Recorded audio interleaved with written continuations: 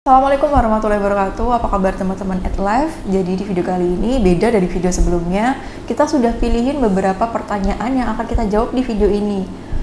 Pertanyaan yang dikirimkan di Instagram kemarin. Jadi kalau kamu pengen juga pertanyaan kamu dibahas di video selanjutnya, silakan kamu tulis pertanyaan kamu di Instagram yang biasanya kita post.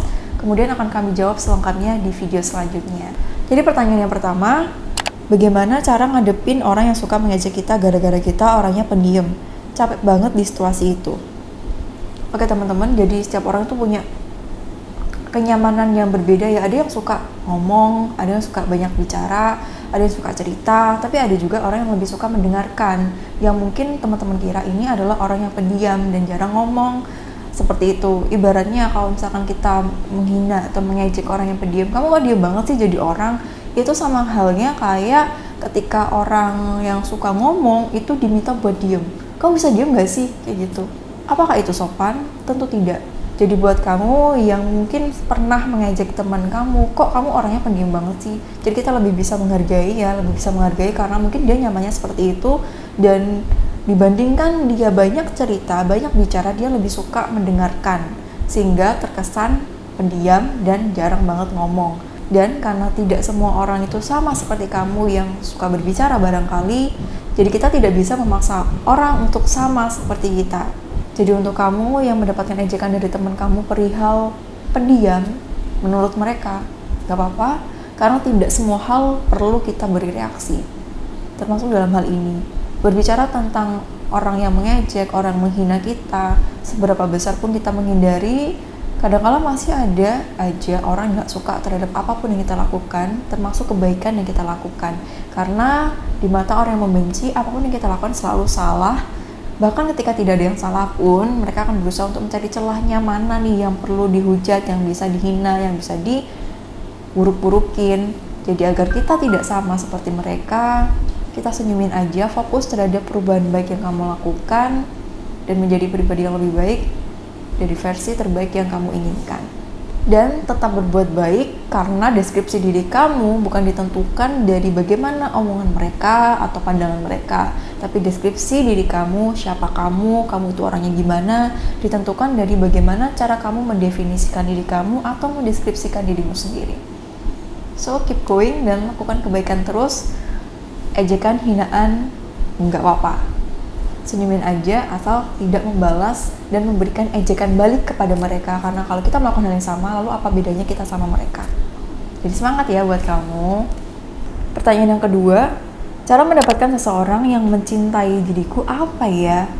Oke teman-teman, jadi tentang perasaan orang lain terhadap diri kita, bagaimana mereka mencintai kita atau tidak, itu tidak bisa kita tentukan, kita hanya bisa mengusahakan. Karena perasaan hati orang itu Allah yang menentukan.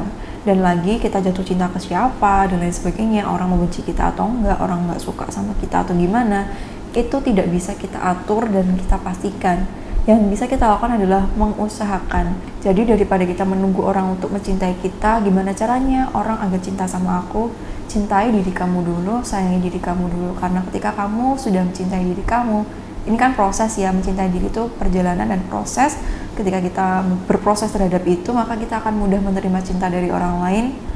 Jadi kita itu menarik sesuatu yang kita pikirkan, sesuatu yang kita yakini, sesuatu yang kita percaya. Sehingga ketika kita percaya hal-hal positif, hal-hal baik, maka kebaikan itu akan datang ke kita dan orang yang mencintai kita adalah orang-orang baik juga. Jadi fokus untuk mencintai diri kamu dulu dibandingkan menunggu orang untuk mencintai kamu. Karena perasaan orang lain itu tidak bisa kita atur. Yang bisa kita kendalikan adalah terhadap diri kita sendiri. Dan untuk kamu yang muslim, berdoa sama Allah, minta bantuan.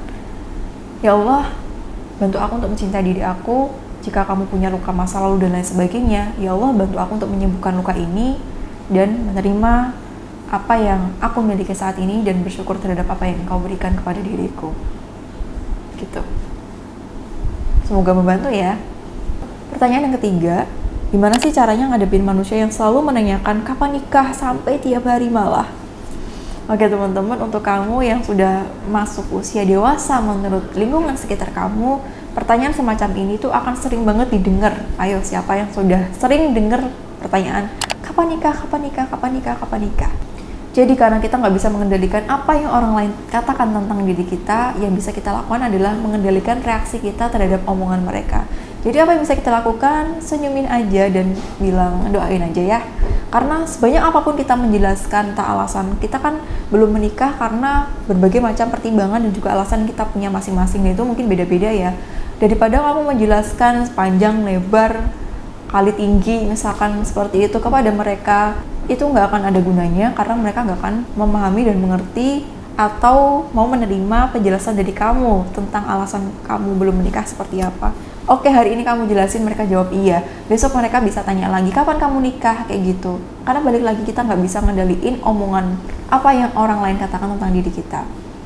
Senyumin aja dan bilang doain ya, kayak gitu. Dan ketika kamu belum menikah, aku yakin kamu pasti punya alasan masing-masing, pertimbangan ini dan itu, memilih pasangan yang terbaik buat kamu seperti apa.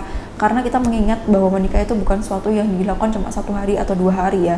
Di dalam pernikahan itu nanti akan ada beberapa hal ujian yang Allah berikan. Kemudian pasangan kamu nanti siapa itu akan menentukan kebahagiaan kamu kayak gimana juga. Realitanya seperti itu. Apakah pasangan kamu baik atau tidak? Apakah dia itu orang yang tepat menjadi partner hidup kamu atau tidak? Nanti karena kamu punya anak juga di situ, kemudian membahas tentang parenting dan lain sebagainya, kita perlu tahu itu, financial management dan lain sebagainya, kita punya ilmu tentang itu. Dan yang paling penting adalah karakter pasangan yang akan kita nikahi itu baik atau enggaknya. Karena banyak yang terjadi gegabah menikah karena dikejar-kejar pertanyaan dari tetangga, dari orang tua, kapan kamu nikah, udah gede, udah cukup umur kok belum nikah-nikah.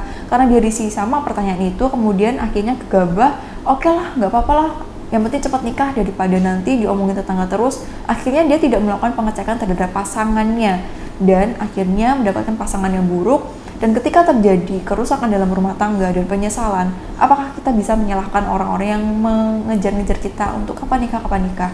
Gak bisa, karena yang bertanggung jawab atas rumah tangga kita nanti, gimana akhirnya dan gimana perjalanannya adalah kita dan juga pasangan kita. Sehingga gak apa-apa, mungkin sekarang kamu sedang berusaha untuk memperbaiki diri kamu, berusaha untuk memperbanyak ilmu kamu, atau berusaha untuk melakukan seleksi terhadap pasangan nikah atau pasangan hidup kamu nanti, karena kamu ingin yang terbaik buat diri kamu. Oke, nggak masalah. Omongan orang akan selalu ada. Kamu belum nikah akan ditanya kapan nikah, sudah nikah belum punya anak akan ditanya, udah nikah kok belum punya anak, udah punya anak 1 akan ditanya, kok anaknya cuma 1, akan ada selalu orang yang berkomentar seperti itu. Jadi nggak apa-apa, senyumin aja, doain aja ya, bilang seperti itu. Semoga membantu ya, nggak apa-apa, tenang aja. Pertanyaan selanjutnya, adakah orang yang merasa lebih dekat dengan temannya daripada keluarganya sendiri, dan apakah itu hal yang wajar? Oke, ini udah aku jawab di Instagram ya, aku jawab lebih lengkap sekarang.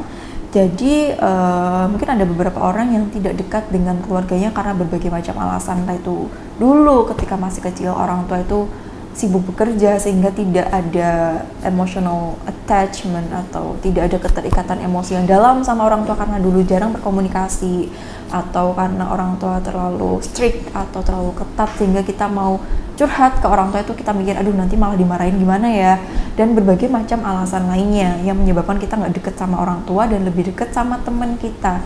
Apakah ini wajar? Nggak masalah, nggak apa-apa. Pastikan, yang penting pastikan teman kamu ini adalah teman yang baik, bukan teman yang toksik. Teman yang toksik ciri-cirinya gimana? Teman yang toksik adalah teman yang menjerumuskan kamu dalam hal keburukan, teman yang menjerumuskan kamu ke dalam hal-hal negatif yang tidak mengizinkan kamu untuk bertumbuh menjadi pribadi yang lebih baik. Contohnya gimana? Misalkan ketika kamu pengen berproses jadi lebih baik, contohnya misal kamu nih mau, aku mau fokus mengejar impian aku, jadi sekarang aku harus belajar. Terus kemudian reaksi teman kamu jika dia toksik adalah ngapain sih belajar? Ya udahlah, nikmatin hidup aja, nggak apa-apa. Kamu nggak kasihan sama diri kamu belajar terus kayak gitu. Nah, itu salah satu ciri teman yang toksik. Dia kesannya kasihan sama kamu, tapi sebenarnya tidak mengizinkan kamu untuk bertumbuh. Nah, ini yang perlu dihindari teman-teman seperti ini. Tapi kalau teman kamu baik, teman kamu suportif ketika kamu ingin memperbaiki diri, menjadi pribadi yang lebih baik, ngejar impian kamu dan sebagainya, dia suportif dan dukung kamu.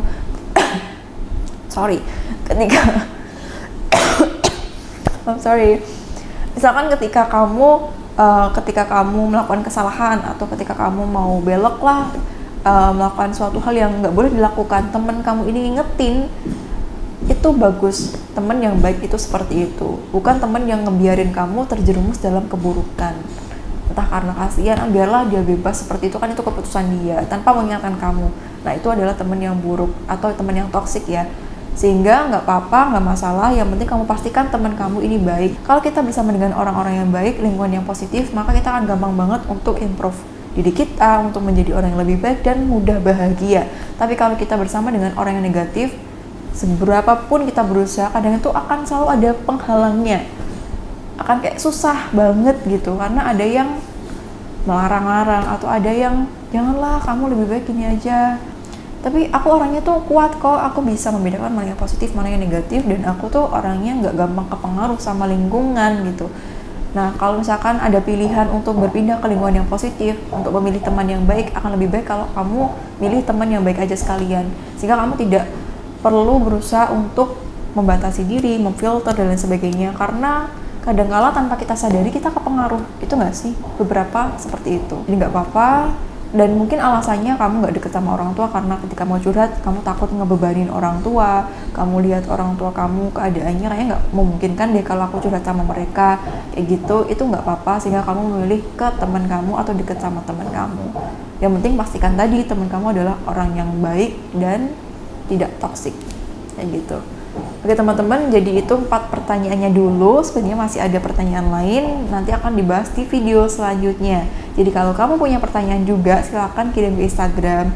Atau kalau kamu punya cerita yang menarik, kamu juga berkesempatan untuk kita undang podcast gitu. Gimana caranya? Kamu bisa kirimkan cerita kamu ke email yang aku taruh di description box, dan kamu bisa kita undang dan menceritakan apa yang kamu rasakan, sehingga perasaan kamu menjadi lebih lega selanjutnya.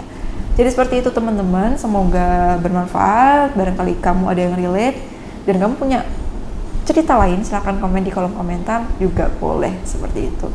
Oke, sampai jumpa di video selanjutnya bersama aku Devi Puspita. Semoga membantu dan menjawab pertanyaan kamu.